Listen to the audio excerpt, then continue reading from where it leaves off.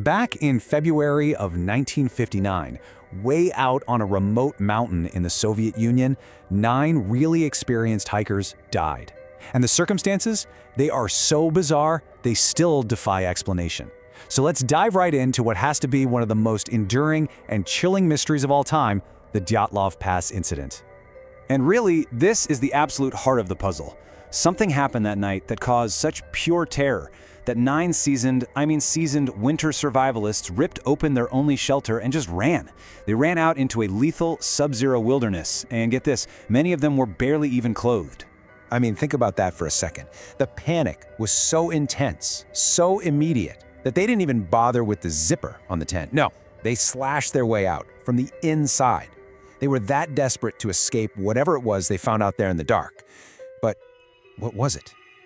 Okay, to really get just how strange this all is, you have to understand one crucial thing. These were not a bunch of amateurs. We're talking about a group of incredibly capable, super fit students and graduates from the Ural Polytechnic Institute. So, the guy leading the group was Igor Dyatlov, and he was known for being incredibly meticulous, super safety conscious, always calm under pressure. He was literally the perfect person to be leading a trip like this, which of course just makes the chaos of their final moments all the more baffling, right? And his team, just as impressive. I mean, you've got seasoned alpinists, you have engineers who are working in the Soviet nuclear program, and there was even a decorated World War II veteran with them. These were tough, smart people. They knew exactly what they were doing out in those mountains. And their mission? Well, it was a Category 3 trek. That's the highest difficulty rating you can get. And based on the journals and photos they found later, everything was going perfectly. I mean, spirits were high, they were hitting their marks, everything was going exactly to plan.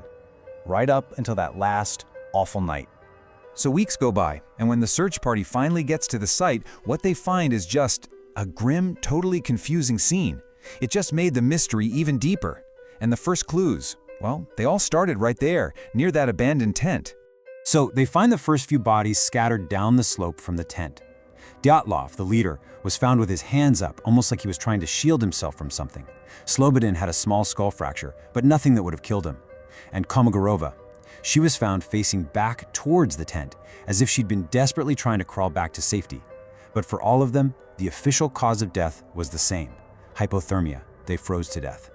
But that wasn't everyone. The search went on for 2 very long months. And then, in May, as the snow started to melt, they found the last 4 hikers. They were way down in a ravine, a full 1.5 kilometers from the tent. And what the investigators found with this group, well, it changed everything. This wasn't just a tragedy anymore. This was something else. The actual language the medical examiner used in his report pretty much says it all. He was so completely baffled by the injuries he saw on this second group of bodies that the only way he could describe the cause was an unknown compelling force. I mean, what does that even mean? So this is the really crucial part. You have this huge difference. The first group, they froze to death. But the group in the ravine, they died from massive, violent internal trauma. We're talking crushing skull fracture, shattered ribs. But here's the bizarre part. They had almost no external bruising, no soft tissue damage. It just didn't make sense. The lead forensic investigator at the time, a man named Boris Vozrozhdenny, he put it pretty bluntly. He said the force needed to cause these kinds of injuries was like being hit by a car at high speed. But again, that just leads to the same impossible question. How do you get car crash injuries with no signs of an impact on the outside? And believe me, it gets even stranger. One of the hikers, Lyudmila Dubina, was found with her tongue missing. Just gone. And yet there was no damage to the area around it. Then there's the clothing. Some of them had clearly cut clothes off of their friends who had already died, just trying to stay warm. But when they tested that clothing, it showed significant levels of beta radiation. So what on earth could explain all of this? I mean, over the decades, people have come up with countless theories. But the problem is, as we're about to see, none of the so-called logical explanations really fit all the bizarre facts of the case. All right, so let's talk theories. The most common one, and the one that's now the official explanation, is an avalanche. A small slab avalanche hits the tent, they panic, and they run. On the surface, that sounds plausible, right? But the problem is, the actual evidence found on the mountain tells a completely different story. It doesn't add up. First off, the slope they were on wasn't nearly steep enough for a natural avalanche to just happen. Investigators couldn't find any signs of avalanche debris. But the real kicker? The hikers' own footprints were perfectly preserved in the snow, leading away from the tent. An avalanche would have wiped those tracks out completely. And the tent itself, it wasn't even buried. It was just collapsed. Okay, so what else is there? People have suggested all sorts of things. Rare weather events like infrasound that could cause panic.